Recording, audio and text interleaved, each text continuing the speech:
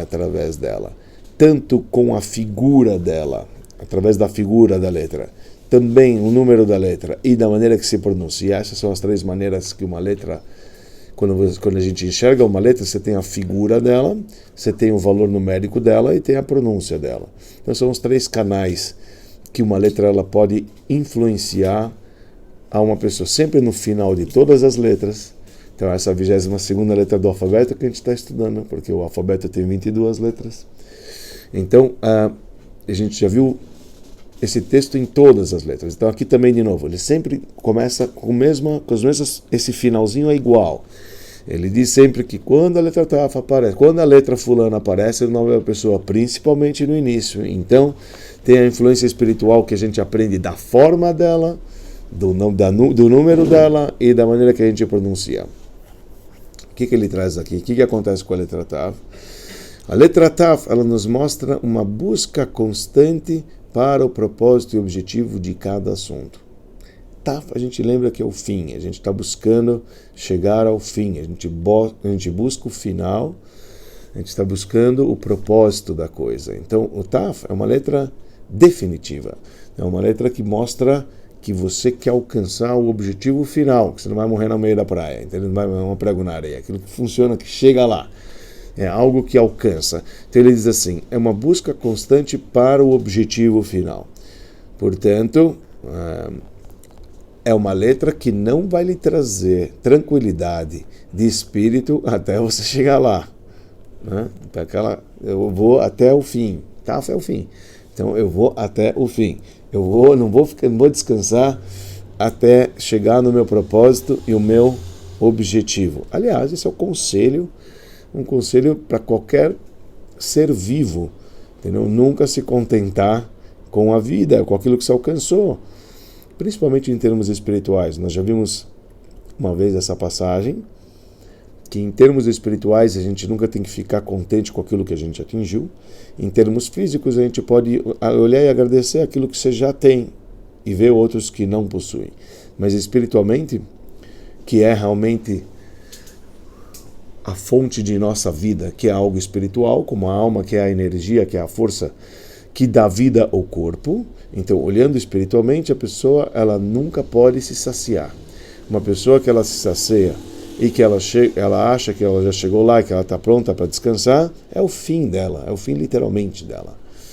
Entendeu? Este é o fim, você não pode descansar. Ou como na expressão do Rebbe, o Rebbe diz que a pessoa que ela,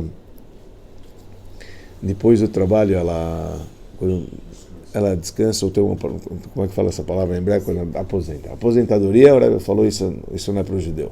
O Rebbe é muito contra a aposentadoria. Ele falou, não tem aposentadoria. Que é aposentadoria? Não existe aposentadoria, continua trabalhando. Porque, a grosso modo, uma pessoa que ela se aposenta, ela deixa de exercer, é o início dela definhar, é o início do fim. Então a gente não pode parar nunca na vida, nunca ficar contente com aquilo. O Rebbe, quando fez 70 anos, ele deu esse discurso. Pessoas estão querendo me dizer para mim descansar um pouco, etc. Eu falei, imagina, agora que começou a vida, falou, agora a gente vai trabalhar com mais força. Está escrito, Shivim Shana, o homem vive 70, Vim Gvorot, Shimonim Shana. Então era totalmente contra a aposentadoria. Você vê os discursos do Rebbe falando aposentadoria? Onde você viu aposentadoria? Você é tão jovem, por que se aposentar? Tem muitos rabinos, quando vieram para o Rebbe, pessoas de idade, falaram, o Rebbe já estava pensando em me aposentar. O Rebbe falava, não sou a favor, não tem que se aposentar. Você pode delegar as coisas, mas continuar na ativa, não abandona o bastão, continua na ativa. E esse é o segredo do porquê a gente vê muito mais pessoas que se dedicam a Torá e Mitzvot, que ensinam e vivem longos anos e continuam no batente, dando aquelas aulinhas. Pô, o cara não se cansa. Você falou, essa é a vida dele. Se você tira isso dele, o cara, na hora, Deus nos livre, ele pode ter uma queda drástica, e assim funciona, né? A pessoa que ela para de exercer, a pessoa que ela deixa de ser útil, então ela se questiona qual o propósito dela aqui na Terra.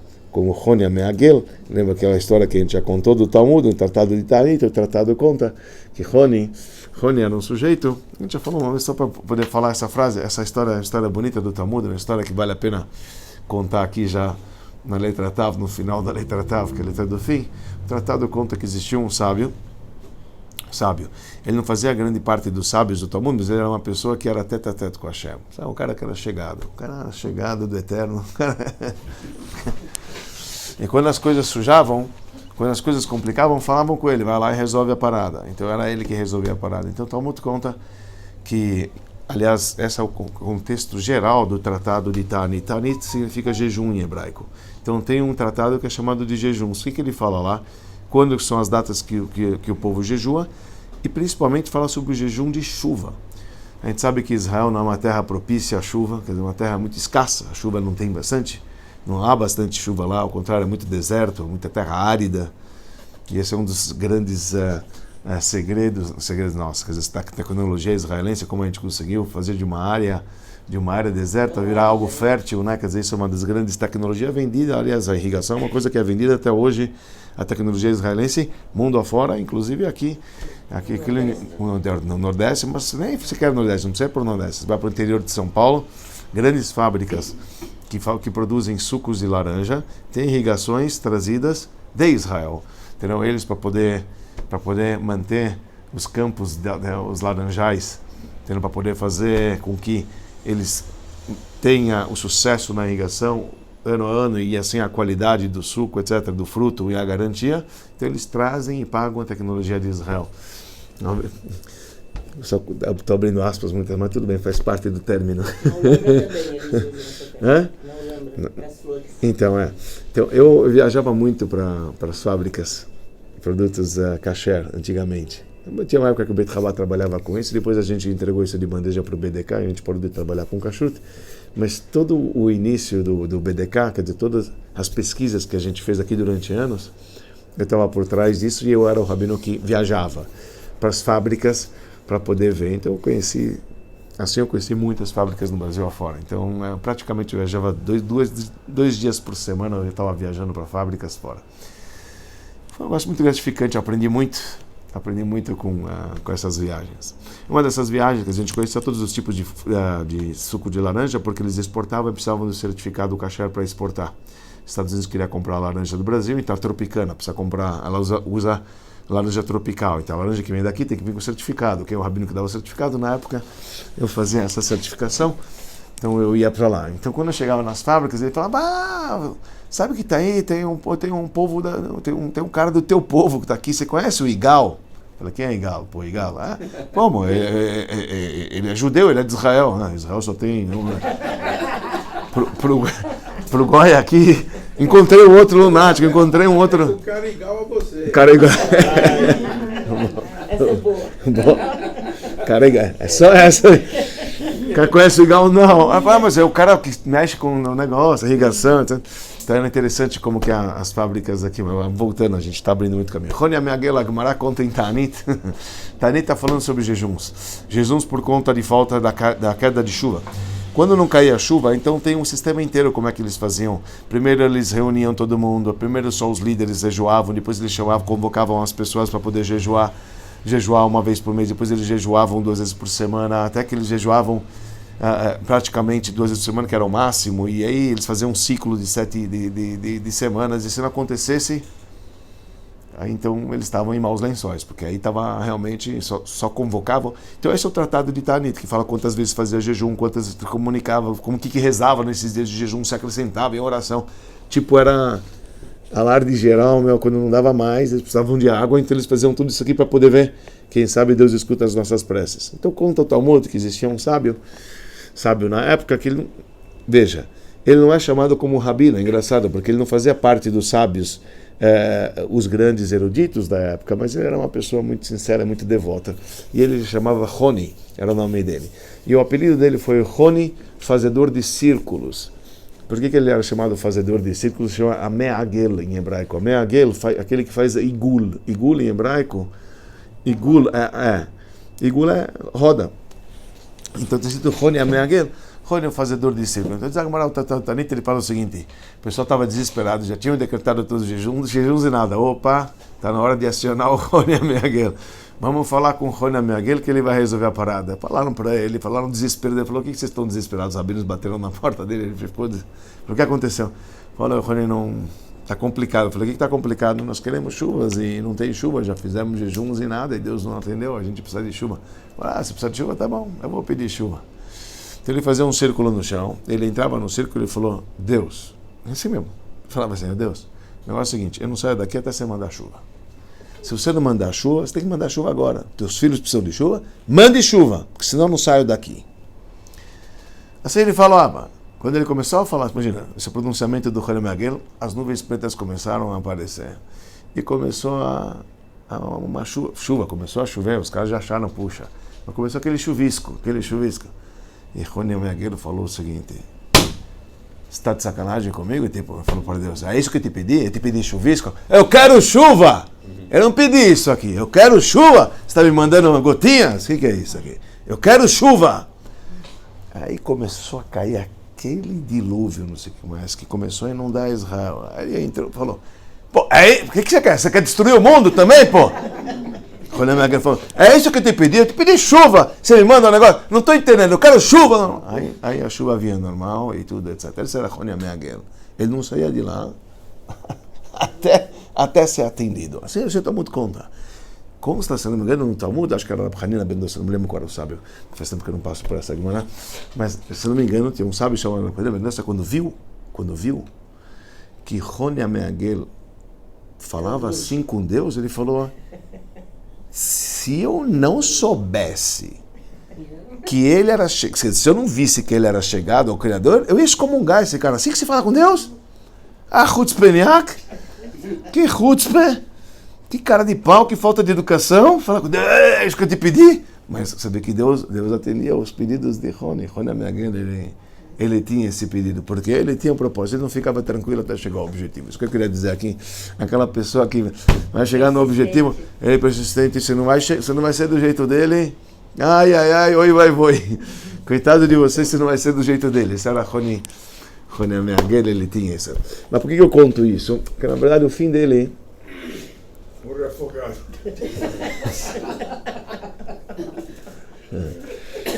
Não foi esse o fim dele. Chuva.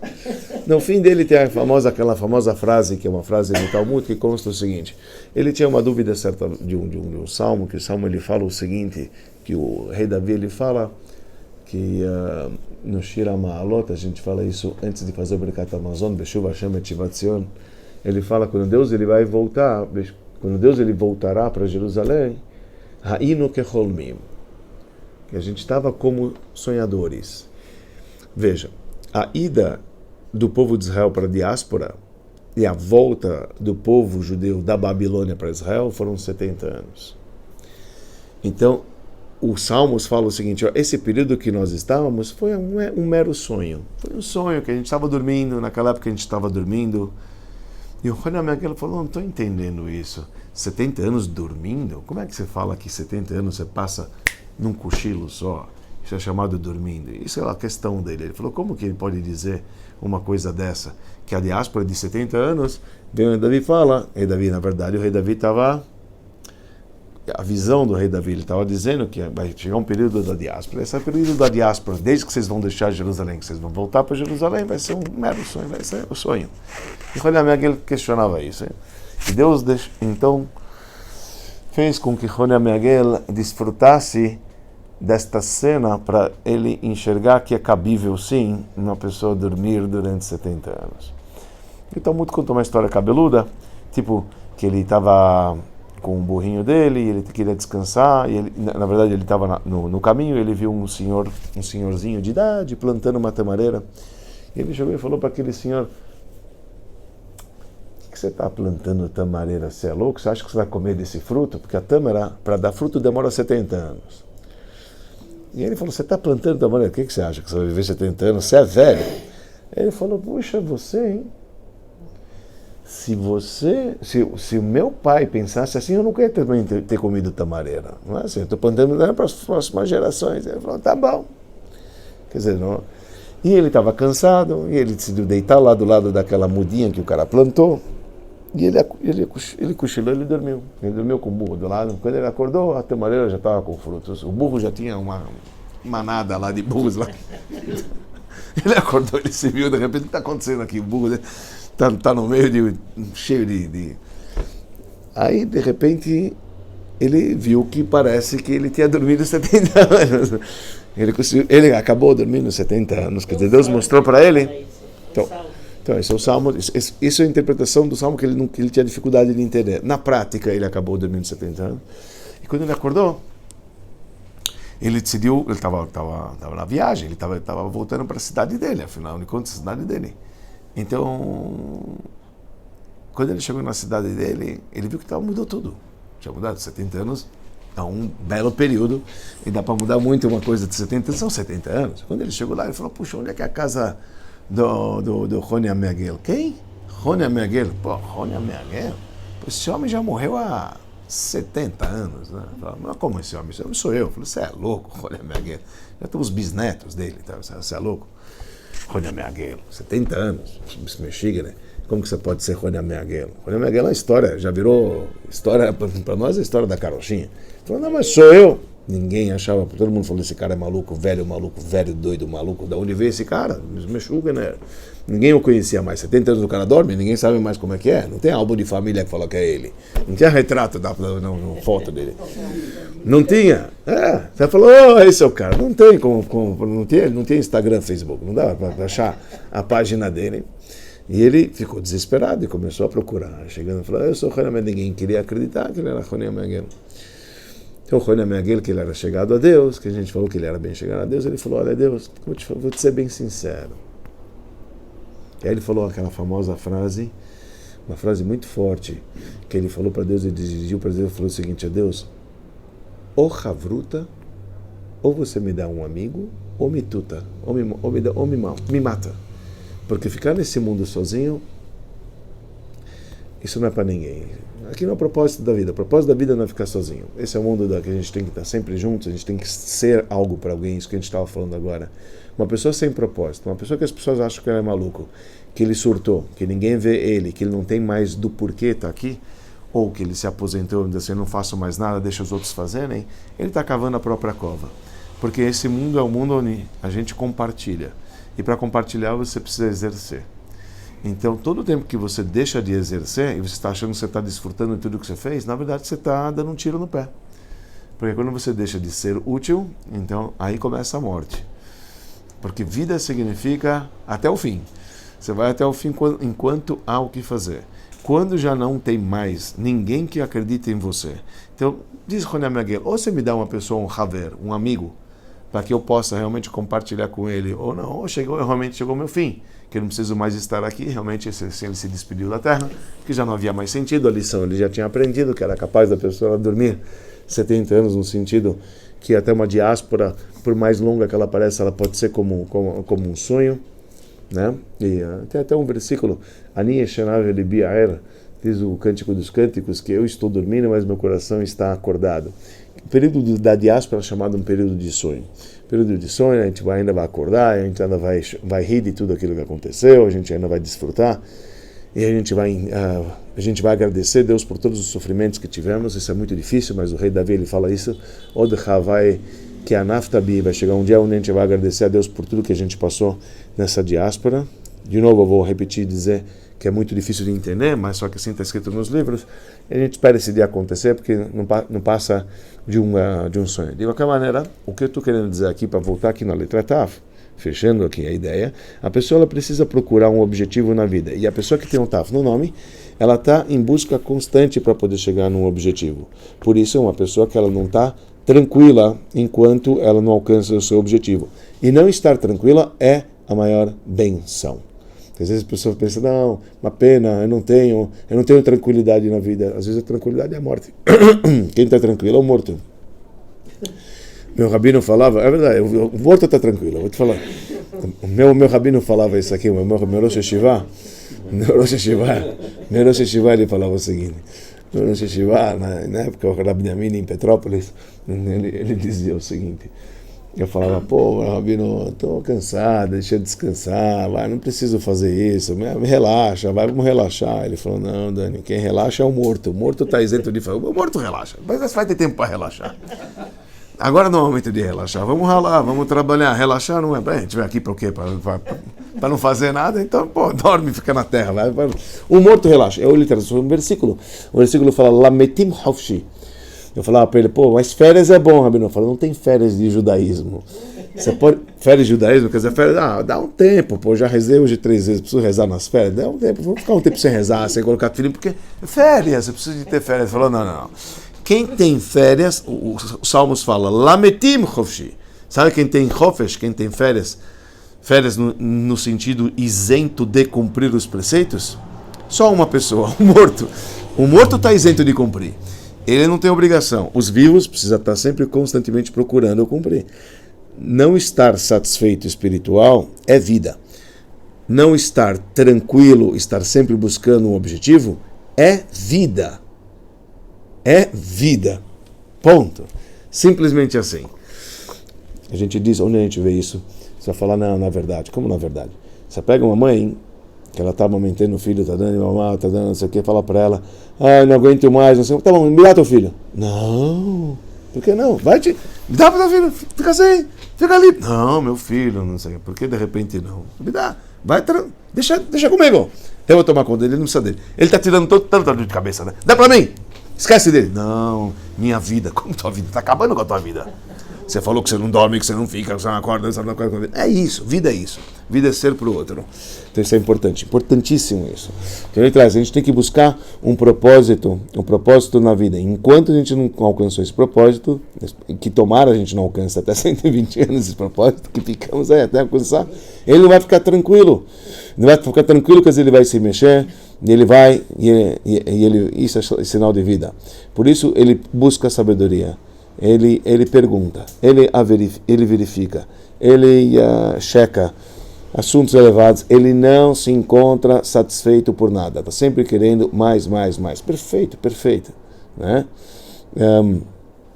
Ele até pode, às vezes, explicar a razão dessa fobia dele, porque às vezes com coisas materiais, é que ele precisa de um propósito físico, etc., usando o TAF para coisas físicas e materiais, mas a grande verdade é que o que não está satisfeito é a energia ao lado espiritual dele, porque ele quer cada vez mais. Uma pessoa que tem um TAF no nome, ele está procurando sempre o propósito da vida, ele está procurando sempre tentar conhecer cada vez mais o Criador, e a gente sabe que não tem fim. Está aí. Conhecer Deus, tem fim para conhecer Deus? Não. Então ele precisa lembrar constantemente também que a letra Taf foi com ela que Deus criou quem? Que planeta? Nós falamos na aula passada. Eu fiquei de trazer a quadra, não trouxe para ninguém. Mas ainda vou trazer o quadro. Eu vou trazer o quadro para vocês, se Deus quiser. Que a letra Taf representa o quê? Representa a lua que a gente falou, né? Como está escrito no Sefer Yetzirah. E a lua, ela é constante, ela não é. Aliás, ela não é constante. Ao contrário, ela tem várias facetas, né? Ela fica pequena, grande, cresce, vai, ela está sempre crescendo, diminuindo, ela está em movimento, quer dizer, ela está sempre em movimento, né? Ela se cobre, às vezes ela está coberta totalmente, às vezes ela está revelada, às vezes ela está pequena, às vezes ela está grande, ela não é estável, tá? E ela depende totalmente do sol que está sobre ela. E aqui, em termos espirituais, a gente falou que esse é o que é comparado com o povo judeu. O povo judeu é comparado à lua, enquanto Deus é comparado ao sol. E a gente tem a noção total que nós não temos luz própria, que toda a nossa luz é a luz do sol, é a luz de Deus. Por isso a gente conta o nosso calendário conforme a lua, entendeu? Que tem esse conhecimento, que primeiro ele não é estável, e a gente não é estável. Nós temos que saber que esse é a nossa característica. Não temos que ficar chateados com isso. Temos que saber que esta é a realidade. E que tem momentos obscuros, tem momentos revelados, tem momentos crescentes, tem momentos decrescentes. Faz parte do nosso crescimento, faz parte da nossa formação. Nós somos comparados à lua, né? Ele fala, olá, apesar que ela foi criada, né, sem escolha, ela precisa esperar todo mês para poder aparecer, não aparecer, etc., né? E isso representa realmente o homem que foi criado ao semblante de Deus, conforme a força do seu livre-arbítrio de Deus, que na capacidade dele, então vai iluminar nossas vidas, quando a pessoa ela tem a intenção de focar constantemente na luz do provedor, que é a luz do sol, que é a luz da Torá, do Criador. Assim também a alma ela vai chegar, então ela vai se saciar nesse aspecto. Lembra que a gente falou? Que a tranquilidade espiritual é quando a pessoa cada vez mais ela alcança o lado divino, isso traz uma certa tranquilidade de espírito. A gente falou, a gente tem que tomar cuidado que a gente está agora é um paradoxo que a gente está falando. Anteriormente a gente falou que a gente não pode ficar tranquilo, é verdade. Mas o que ele está querendo dizer, o que traz satisfação, não é satisfação física, nós estudamos isso, é a satisfação espiritual. A satisfação espiritual é realmente aquela verdadeira satisfação na vida. Enquanto o físico, a paz de espírito. Enquanto o físico, né, a gente nunca se sente, sempre quer mais. É o ar quente que está ligado aqui. Está quente. É o ar quente, dá uma olhada lá. Tá o quente que está ligado. Está vindo vento quente? Não? É o frio? Mas não está funcionando. Caiu a luz e eles desligaram a máquina. Então acho que vale a pena desligar. E abrir a porta. Não, abrir a porta vai fazer uma corrente de ar. Entendeu? Caiu a luz em Mairif, então desligaram, caiu o ar-condicionado. Assim, ar. Se machucou? Caiu. Rabino, E ó, não se diz que até quando não tiver mais lua no sol, o que tem? Adbeliare, o que tem? que é isso? No vindouro?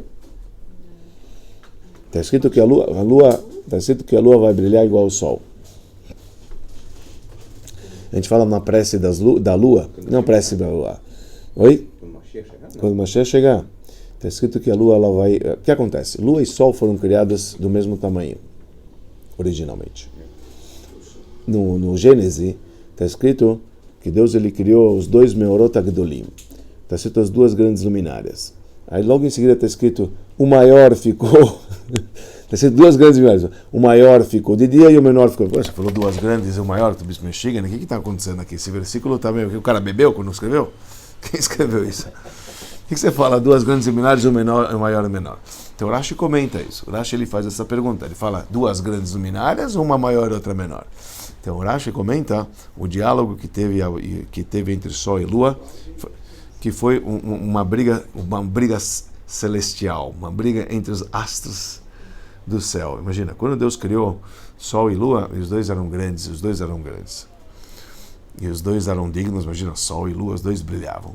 A Lua chegou para Deus e falou, desculpa, rei, desculpa, Deus, não dá para ter dois reis e uma coroa. Assim não dá. Chamou o Rony. Chamou o Rony a minha guerra. Entendeu? A Lua reclamou para Deus, falou, não é certo, tem eu e tem o Sol, quem vai ser o rei? Quem vai vestir uma coroa? A coroa é só para uma. Falou, já que você reclamou, filha, você vai ser diminuída. Então Deus diminuiu a Lua, tirou dela a luz dela, e a luz dela só vem através do Sol, e deu para ela como consolo as estrelas. Isso está escrito nos livros, assim o Midrash conta, assim diz que as estrelas foram criadas como consolo para a Lua que foi diminuída. Assim consta nos livros sagrados. Quer dizer, por conta da briga de busca de orgulho, de grandeza, então é ela que foi diminuída. Então está escrito nos livros, tem aqui um sidur em português, aí tem ali, por acaso, Wolf, tem? Não. Tá, às vezes tem um sidur em português. Então está escrito no versículo que vai ser, não, deve ter aqui também do lado, na sala aqui do lado. Mas sabe na sala no armário, está dando aula? Então tá bom, não sei. Eu vou na sala. Tem lá no armário, se fuçar um armário você vai encontrar em português, um azul lá. Lá à esquerda, quando você entra na sala à esquerda. Então lá na reza que a gente abençoa, a gente agradece a Deus por ter criado a lua. A gente não reza para a lua, Deus nos livre. A gente reza para Deus e a gente agradece a Deus por ter criado a lua, porque a lua ela nos ilumina na escuridão, né? Então lá a gente fala que a luz da lua vai voltar a ter o poder do sol numa época futura, né? Então a gente vai ver que ela vai ter a potência como se fosse a luz do sol, quer dizer, quando o Mashiach chegar, então vai se retificar todo esse lance. Mas nós somos comparados, esse conceito da lua, no sentido de que a gente teve a humildade de acatar e de entender que nós não temos luz própria, que toda a nossa luz vem do Criador. Isso é uma grande humildade. Esse é o lance chamado de uma pessoa submissa, né? Como o povo de Israel virou submisso e se auto-entregou para o Criador. Todos as armários trancadas? Já tá o último lá, né? Uau, que bonito. Então tá bom. Mas de qualquer maneira é isso que está escrito lá no livro. Depois podem procurar lá. O Sidur não tem, né? Não, eu digo, não tem mais o aplicativo, né? Não, pode. não tem. Não tem? A Vitacom não investiu. Não tem? A Vitacom não investiu. Não investiu, Simultâneo em português que eu te mandei. até aqui no quarto andar, desceu um andar já tem das mulheres. Né? As mulheres aqui no quarto andar, sim. Desceu um lance de escada. Qual que é o? O azul, Sidur azul em português. Sidur em português. Que lá tá cheio. Sidur em português. É bonito esse trecho lá que a gente diz. Isso tem a ver com a data que a gente está chegando aqui depois de 15 de Av, que aliás é o Yortzeit do papai. Então isso tem a ver com essas duas. Por que o 15 tem a ver com isso que a gente está falando? Porque primeiro a lua ela é crescente até o dia 15. Tá certo? Do dia 15 diante, então ela começa a descer. Na verdade, 14 e 15, até quando que você pode fazer a bênção da lua. A bênção da lua, de novo, a bênção que a gente agradece a Deus por ter criado a lua. Então, conforme o Arizal, a gente faz a partir do dia 7 do mês até o dia 14 do mês. É quando a lua está crescente. Depois do 14, 15, quando a 15 é a lua cheia. 15, o Zohar fala, todo mês, todo dia 15 do mês, é chamado Kaima Sihara Beashlemuta, é quando a lua está no seu ápice, e aí depois, do dia 15, ela começa decrescente. Consta nos livros sagrados, e antigamente era inclusive esse o nosso costume, mudou, que só se casava nas primeiras 2 semanas do mês. Nunca se casava nas 2 últimas semanas do mês, porque é decrescente, e decrescente se esgoto, não é bom. A gente procura casar em momento de crescimento, não em momento de decrescente. Então, assim era a orientação do Rebbe nos inícios. No início, obrigado, senhor.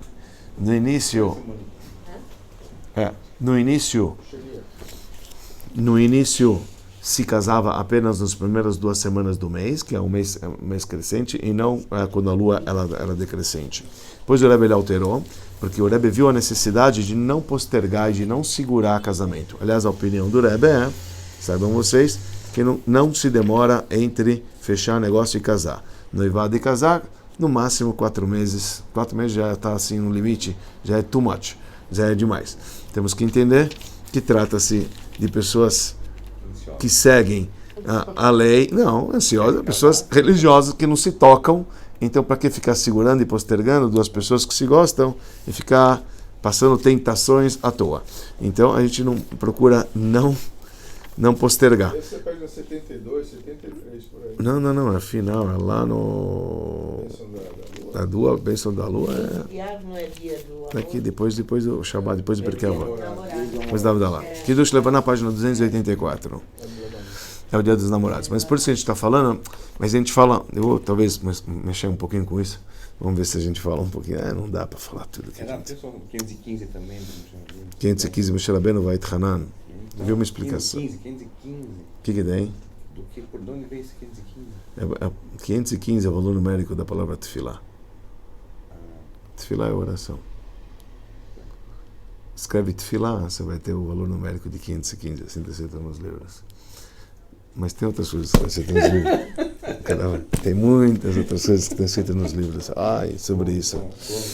Tá bom. Mas vamos ver primeiro essa brachá assim. Olha só o que está escrito nessa brachá. Nós falamos o seguinte: bendito és tu, Deus, nosso Deus, Rei do Universo, que com sua expressão criou os céus e com o alento de sua boca todas as hostes.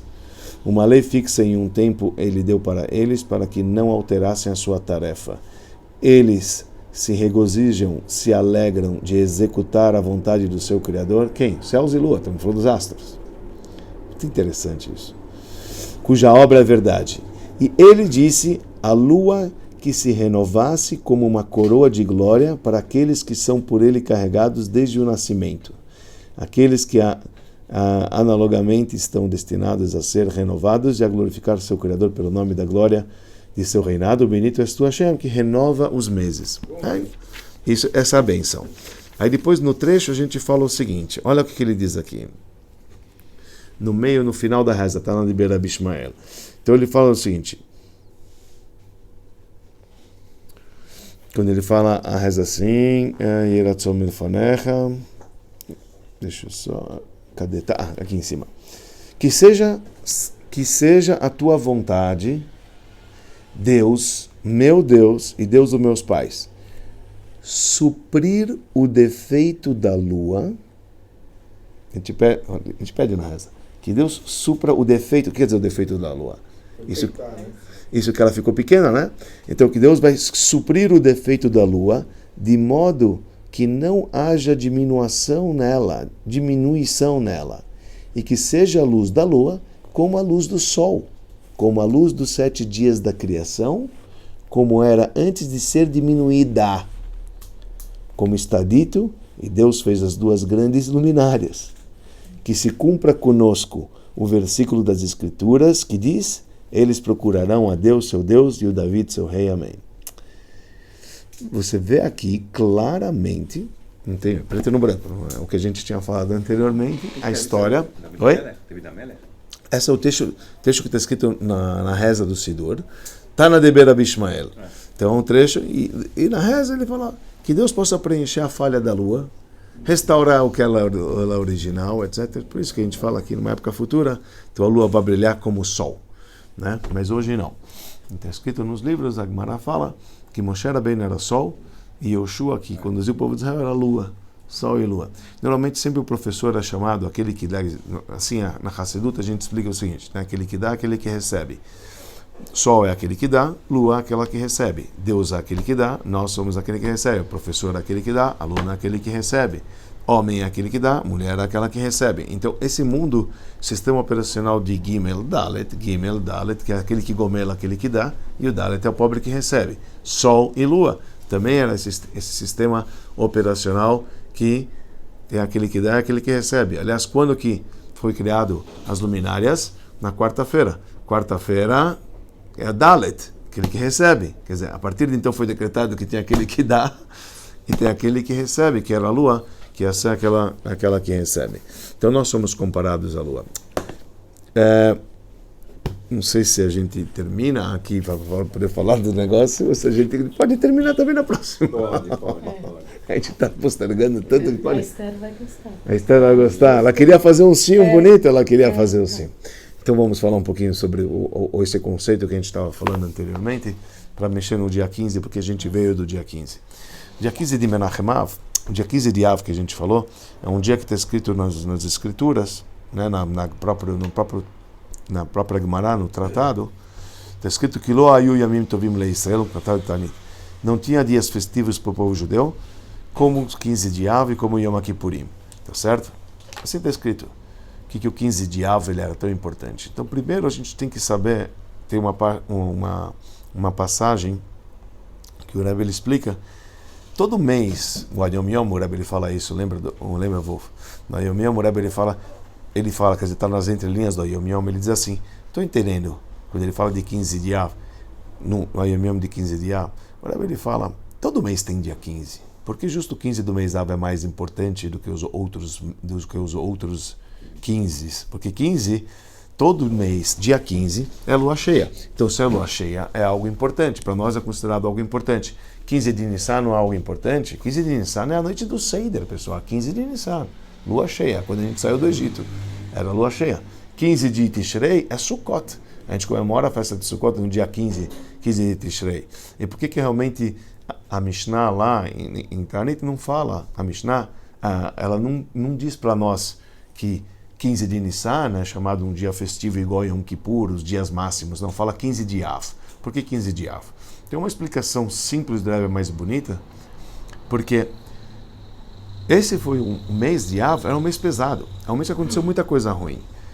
Então, quando você vem de dias ruins e você chega ao ápice de lua cheia, puxa, você vai dar muito mais valor quando você vem de uma porrada e aí então você encontra uma luz, aí você fala, poxa, dá muito mais valor.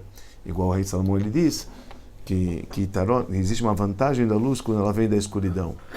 ou como o Talmud ele afirma, do que adianta uma vela à luz do dia. Você aprecia a luz da vela à luz do dia? Não é nada, que iluminou. Você saiu que está o sol, você sai com uma vela, está iluminando. Iluminando o quê? Sua lâmpada? Está claro. Está o céu azul, está a luz. O que você está fazendo com essa lâmpada? O que você está com essa lâmpada? O que você está fazendo com essa... Vai acender agora a luz da rua quando tem sol? E quando está escuro, Kitarona Ormena Rocher. A vantagem da luz a gente encontra na escuridão. Então a mesma coisa, dia 15 de Av. 15, todo mês é lua. Mas quando vem lua cheia, quando vem luz, depois em período de 9 dias, você vai apreciar essa luz a gente tem que apreciar. Então isso que o Rebbe está querendo dizer isso lá no Yom Yom. Mas a grande verdade, o que a gente está falando aqui em termos mais espirituais, e um pouquinho mais profundo e delicado, é que esse dia 15 de Av, especificamente, ele vem retificar a causa e a razão do porquê gerou a destruição do templo e a diáspora do templo. Isto vem o dia de 15 de Av ensinar. É que nós não estamos estudando agora os itens de 15 de Av, mas se você for ver o que a Torá enumera, o que o Talmud enumera, o que ocorreu nesse dia de 15 de Av, nós vamos entender sim. Por exemplo, vamos ver o que aconteceu no dia 15 de Av. Está escrito que no dia de 15 de Av foi permitido as tribos se casarem entre si. O que quer dizer? Quando eles dividiram a terra, quando Moshe Rabbeinu dividiu a terra de Israel, então cada tribo tinha um pedaço da terra de Israel.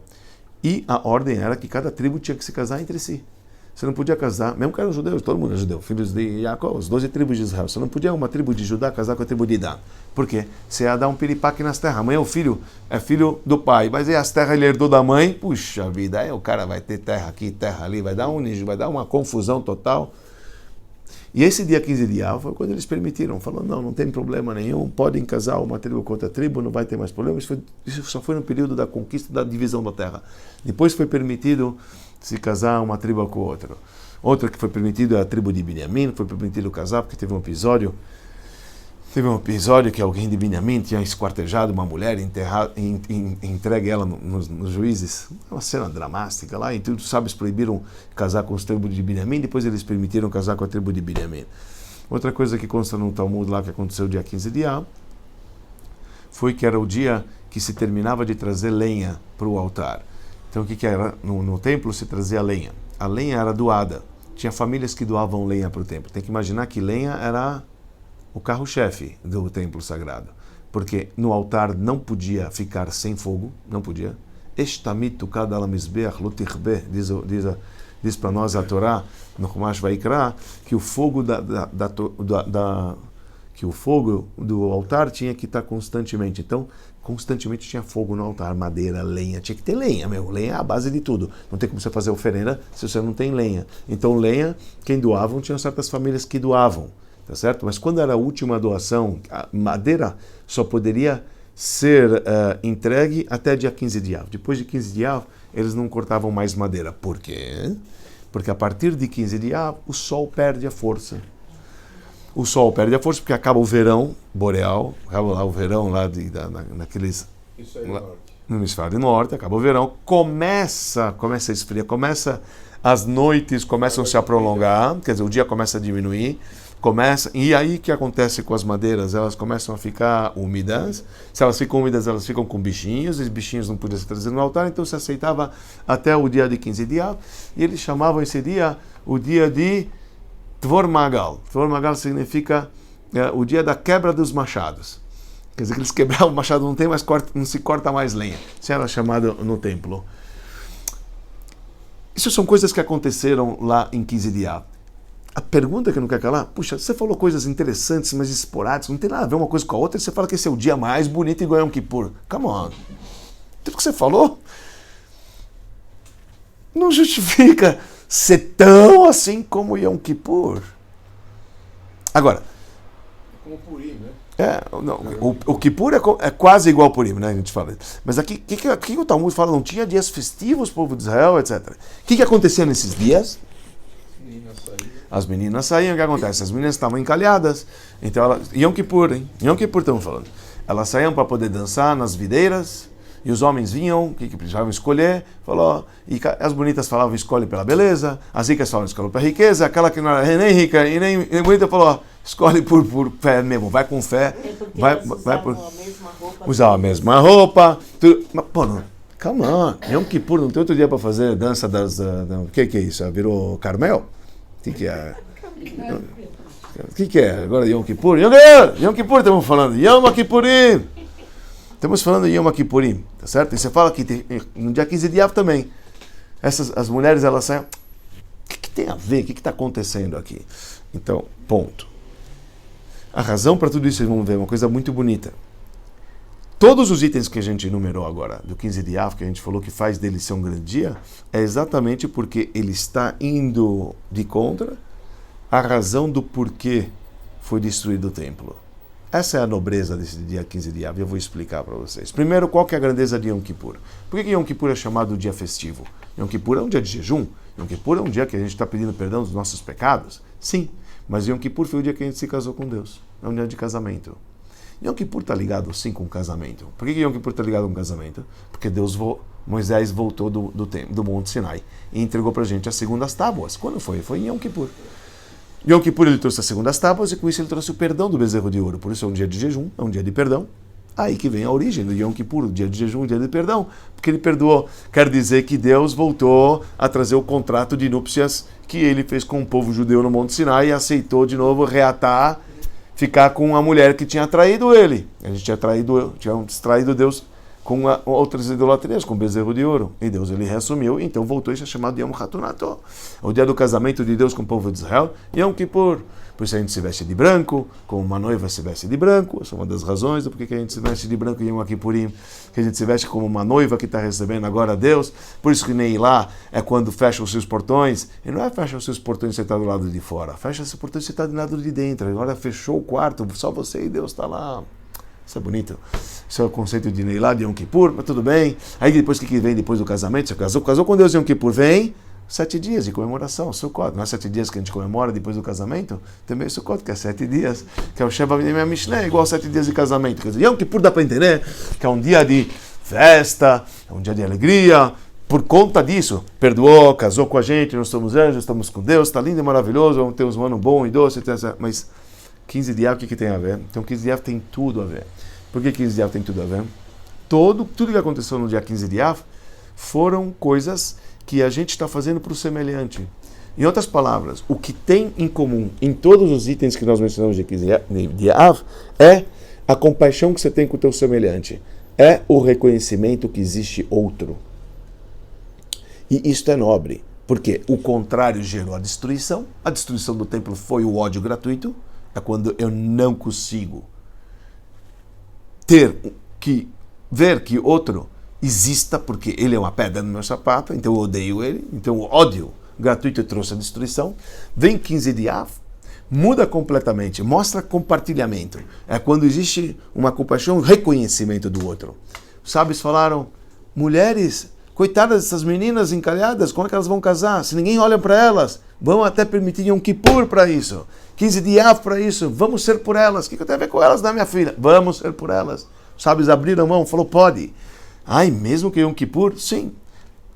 Acabou o período do templo, eles aboliram esse costume, porque o pessoal podia levar isso para uma má inclinação, ia virar Carmel da vida, aí realmente não é seu propósito. O propósito era sadio, era santo, era sagrado, e não baixo, era de alto nível, quer dizer, mas era tudo de novo, zelo que você tinha.